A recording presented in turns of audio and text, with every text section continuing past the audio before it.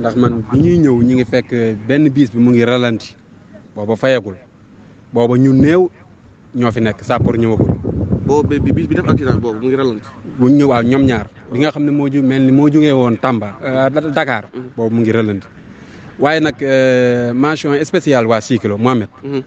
waa 6 kilos jàmbaar dëgg kenn ku nekk ba nga déggee tell ji waxoo ko sa morom.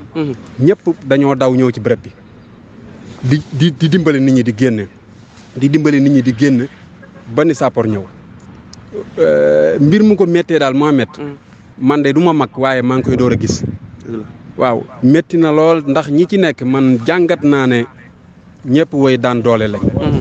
ndax boo xoolee seeni bagage ay góor ak i jigéen takkaayu di liggéey ngir jaamu yàlla di liggéey ngir seen njaboot lii dab leen. kon ay xale wala jigéen. ah kay daw na yaram sax gis naa ci benn xale boo xam ne xale bu ndaw boo xam ne nii xam naa dafa fettax génn ci biti.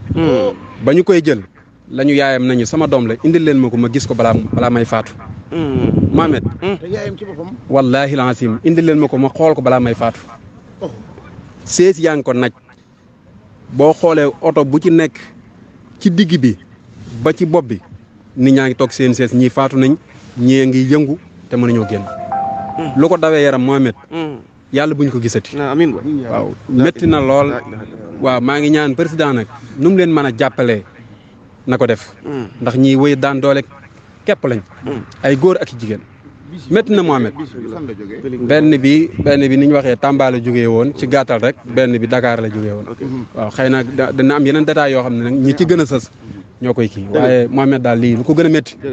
moom kéemaan la yàlla buñ ko gisati. amiin na yàlla jéggal ñu. amiin kon mbokk yi dégg ngeen ko kooku kenn la ci ki nga xam ne muy Jëwriñ Ndiaye dëkk 6 kilos ci fi nga xam ne fi la accident bi amee mu nekk accident bu métti bu jéggi dayo mbokk yi ñu fàttali leen ne accident bi mu ngi amee fii ci 6 kilos ci Kaffrine accident bi nag tey jii la am ci fajar gi lu toll ci fanweeri nit ak juróom-ñett ñoo ci ñàkk seen bakkan ci saas yi waaye lu toll ci téeméeri nit ak juróom fukk ak ñett am ci ay blessé yu bañ rawal leen ci lalu hôpital yi kon mbokk yi daal lii daal mooy li nga xam ne moom moo fi am directement fii ci 6 kilos am di Moustapha yaakaar naa dégg nga témoin